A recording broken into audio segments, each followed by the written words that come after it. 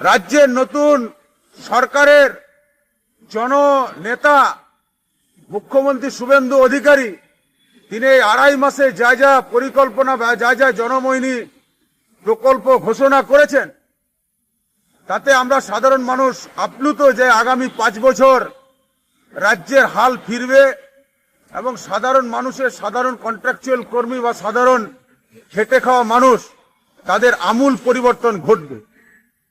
যে রাজ্যে শিল্প তাড়িয়ে মমতা বন্দ্যোপাধ্যায় ক্ষমতায় এসেছিলেন, নতুন সরকার আসার পরে এই 2.5 মাসে বিভিন্ন জায়গা থেকে কোটি কোটি টাকার ইনভেস্টমেন্ট আসছে। আমরা কিছুদিন আগে বাঁকুড়ায় দেখলাম, তার আগে ডানকুনিতে দেখলাম, বিভিন্ন জায়গায়। এবং আগামী 5 বছর এই যে যারা যারা শিল্পপতিরা যারা পশ্চিমবাংলা থেকে মুখ ফিরিয়ে নিয়েছিলেন, তাদেরকে ভারতীয় জনতা পার্টির সরকার নিয়ে এসে পশ্চিমবাংলায় আবার শিল্প প্রতিষ্ঠিত হবে, এটা আমরা বিশ্বাস রাখি। কিন্তু দুর্ভাগ্য যে পশ্চিমবাংলার কন্ট্রাকচুয়াল কর্মী গত 34 বছর পরবর্তীকালে 15 বছর তাদের কোনো আমূল পরিবর্তন হয়নি। কন্ট্রাকচুয়াল কর্মীদের স্টেট মিনিমাম ওয়েজেস যেটা 34 বছরে বাড়েনি, 2015 সালে বাড়েনি, নতুন সরকার আসার পরে স্টেট মিনিমাম ওয়েজেসও বেড়েছে। আর ভারতবর্ষ স্বাধীন হওয়ার পরে প্রথম ভারতীয় জনতা পার্টির সরকার 2017 সালের 19শে জানুয়ারি সেন্ট্রাল মিনিমাম ওয়েজেস 45% হাইক করেছিল, যেটা ইতিহাসে কোনোদিন হয়নি। তাই একজন কন্ট্রাকচুয়াল কর্মী যে সে হাউসকিপিং এর কাজ করতে পারে, সিকিউরিটি গার্ডের কাজ করতে পারে বা বিভিন্ন কন্ট্রাকচুয়াল ক্ষেত্রে কাজ করতে পারে, তাদের বেতনটা 2017 সালের 19শে জানুয়ারি প্রায় 18,000 টাকার কাছাকাছি হয়েছিল। পরবর্তীকালে সেটা ভিডিও বেড়ে বেড়ে আজকের ডেটে 24-25 হাজার টাকায় গিয়ে পৌঁছেছে। এবং আপনারা জানেন যে 2025-এর নভেম্বরে সমকোট চালু হয়েছে, সেই সমকোটেও বেতন বৃদ্ধি হয়েছে। বিভিন্ন জায়গায় যারা দীর্ঘ সময় ধরে সমকোটকে বিরোধিতা করে রাস্তায় মিছিল করেছিলেন, সমকোটের বিরুদ্ধে যারা আওয়াজ তুলেছিলেন, সমকোটের জন্য যারা বিভিন্ন জায়গায় ধর্ণাবস্থান করেছিলেন, সেই তারাই এখন সমকোট চালু হওয়ার পরে বলছেন যে আমরা বিভিন্ন জায়গায় বেতন বাড়িয়ে দিলাম, অর্থাৎ এইচডিএফসি ব্যাংক বা বিভিন্ন প্রাইভেট ব্যাংক, ইন্স্যুরেন্স, টেলিকমিউনিকেশন, সেসব জায়গায় তারাই নাকি বেতন বাড়িয়ে দিয়েছেন। এই বেতন বাড়ানোর কৃতিত্ব কোনো ট্রেড ইউনিয়নের নেই। এই বেতন বৃদ্ধি করেছে ভারতবর্ষের সরকার, ভারতীয় জনতা পার্টির সরকার। তারাই প্রথম সমকোট নিয়ে এসছেন এবং সেই সমকোটের মধ্যে যে আইন, সেই সব আইনগুলো এক জায়গায় নিয়েছে। আমরা কালকেই বলছিলাম যে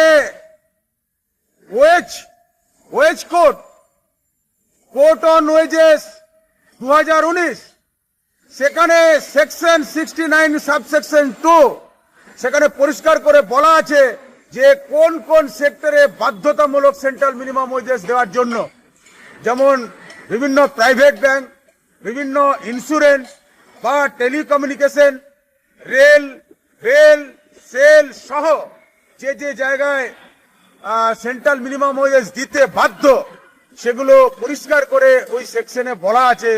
এবং সমকোটটা তাহলে ভালো করে পড়তে হবে।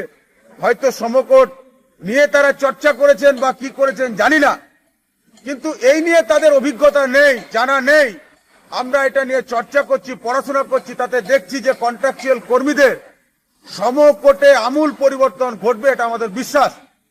দীর্ঘ সময় ধরে যেসব কন্ট্রাকচুয়াল কর্মীদেরকে সেন্ট্রাল গভর্নমেন্ট অ্যাপ্রোপ্রিয়েট অথরিটি হওয়ার পরেও তাদেরকে স্টেট মিনিমাম ওয়েজেস দেওয়া হচ্ছিল, সেসব জায়গায় বাধ্য হবে তারা সেন্ট্রাল মিনিমাম ওয়েজেস দিতে।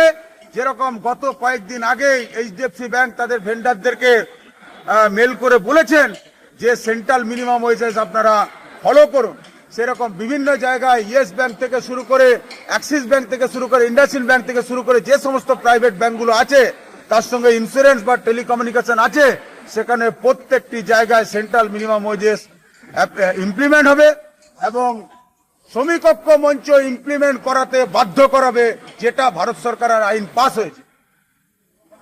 আর যারা যারা এই আরবিএনএল আজকে যে আমাদের কনসিলেশন ছিল, এখানে দীর্ঘ সময় ধরে যারা ওয়েজেস দেননি, পিএফ জমা দেননি, ওয়েজেস মিনিমাম ওয়েজেস থেকে কম দিয়েছেন, প্রত্যেককে 10 টাইম পেনাল্টি সহ টাকা আদায় করবে শ্রমিক ঐক্য মঞ্চ। যে আইনটা আমরা ভালো করে জানি। তৈরি থাকুন এসএনআইবি, প্রো, জ্যাকসন, আরবিএনএল বা মেট্রো রেল, তৈরি থাকুন 10 টাইম পেনাল্টি দেওয়ার জন্য। আর যারা যারা সারা পশ্চিমবাংলায় যাদেরকে বিভ্রান্ত করার চেষ্টা চালাচ্ছে, মালিকদের তৈরি ট্রেড ইউনিয়ন এবং মালিক পক্ষের হাত শক্ত করা ট্রেড ইউনিয়ন, তারা নির্ভয়ে নির্ভরসায় শ্রমিক ঐক্য মঞ্চের সঙ্গে যোগাযোগ করবেন। শ্রমিক ঐক্য মঞ্চ আপনাদের পাশে ছিল, আছে, থাকবে। আমরা রাজনীতি করার জন্য ট্রেড ইউনিয়ন করি না, রুজি রুটির সঙ্গে সরাসরিভাবে কন্ট্রাকচুয়াল কর্মীরা যুক্ত। কন্ট্রাকচুয়াল কর্মীদের পাশে দাঁড়ানোই আমাদের একমাত্র কাজ। আমরা সমস্ত কন্ট্রাকচুয়াল কর্মী এবং সাধারণ মানুষ তাদেরকে বলতে চাই যে আপনাদের যে কোনো দরকারে প্রয়োজনে শ্রমিক ঐক্য মঞ্চের সঙ্গে যোগাযোগ করবেন। আমার নাম বিপত্তারণ পাত্র, শ্রমিক ঐক্য মঞ্চের অন্যতম কর্মী। আমার ফোন নাম্বার 9903658326। যে কোনো সময়ে যে কোনো প্রয়োজনে ফোন করবেন, সরাসরি আপনাদের পাশে দাঁড়াবো। সবাই ভালো থাকবেন। অনেক অনেক ধন্যবাদ। নমস্কার।